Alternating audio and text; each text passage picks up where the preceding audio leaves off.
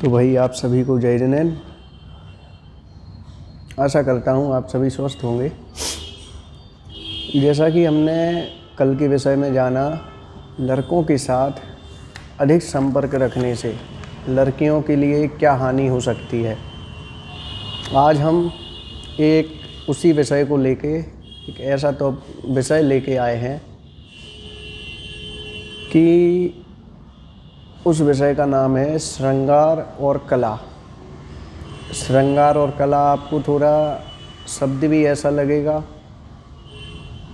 जो मन में एक शंका उत्पन्न करता है कि श्रृंगार और कला से क्या तात्पर्य है। तो इसी विषय को लेकर आज हम अपनी इस वीडियो को शुरू करते हैं। और यदि आपने अभी तक हमारे चैनल को सब्सक्राइब नहीं किया है तो अभी सब्सक्राइब कर लीजिए, और वीडियो पसंद आए तो लाइक अवश्य करें एवं कमेंट में अपनी राय अवश्य लिखें, जिससे कि हमें भी आपके सूत्रों का पता चल सके। तो आज के विषय तो हम यहीं से शुरू करते हैं। श्रृंगार और कला, यह एक ऐसी उम्र होती है जिस उम्र में लड़की को साज सज्जा एवं श्रृंगार मतलब कि लिपस्टिक वगैरह लगाना, एकदम ऐसे तैयार होना कि दूसरे लोग अपनी ओर आकर्षित हों, या फिर हम सुंदर दिख रहे या नहीं दिख रहे, इन विषय को लेके इस उम्र में अपनी लड़की को साज सज्जा एवं श्रृंगार से हमें बचाना चाहिए।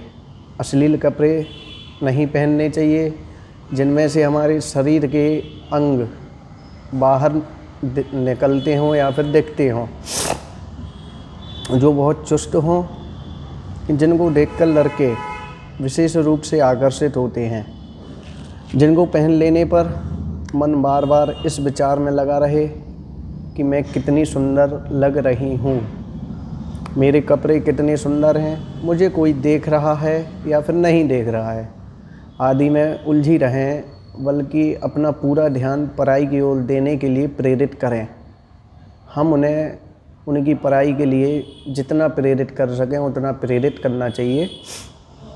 शायद इसीलिए स्कूलों में यूनिफॉर्म मतलब कि ड्रेस स्कूल की व्यवस्था एवं साज श्रृंगार की मना ही रहती है।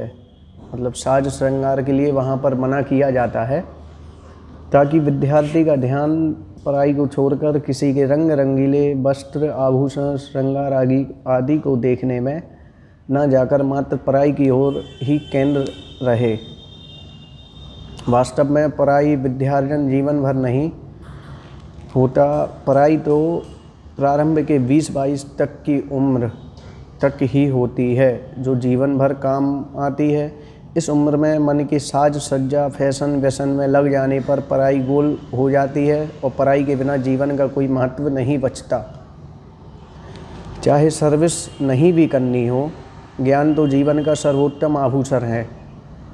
ज्ञानी में सभ्यता होती है, ज्ञानी विनयमान होता है।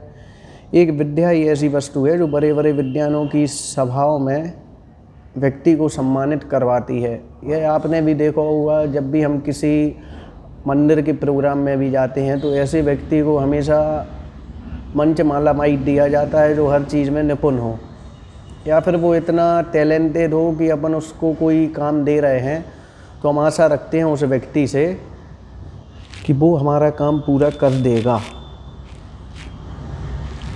इसीलिए ज्ञान के बिना व्यक्ति विद्वानों के बीच में से ऐसा ही नज़र आता है। एक विद्या ऐसी ही वस्तु है जो बड़े बड़े विद्वानों की सभा में व्यक्ति को सम्मानित करवाती है, और ज्ञान के बिना व्यक्ति विद्वानों के बीच ऐसा नज़र आता है जैसा कि हंसों के बीच में बगुला। किसी ने कहा भी है कि विद्या धनम सर्वधन प्रधानम, मतलब विद्या रूपी धन सब धनों में प्रधान है।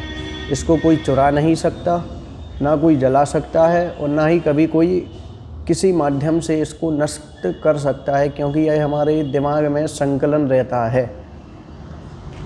और एक पंक्ति और कही गई है कि विद्याहीना पशु भी समाना। इसका अर्थ है विद्वता से विहीन व्यक्ति पशु के समान है। इसी तरह इस उम्र में कढ़ाई, बुनाई, सिलाई आदि अनेक प्रकार की कलाएं सीखी जा सकती हैं, जो जीवन की सभी परिस्थितियों में सहायक होती हैं। कला के माध्यम से जीवन निर्वाह एवं जीवन का निर्माण भी शांतिपूर्वक सरलता से किया जा सकता है। इसके अलावा कला के लोक में ख्याति भी प्राप्त होती है। कलावान व्यक्ति इतिहास के पन्नों पर अजर और अमर हो जाता है। कभी कभी तो कला ऊबे हुए मन को पुनर्जीवित करने में भी सफल हो जाती है।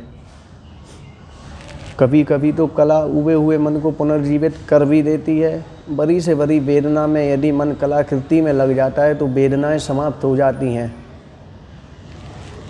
वेदना भूल जाता है।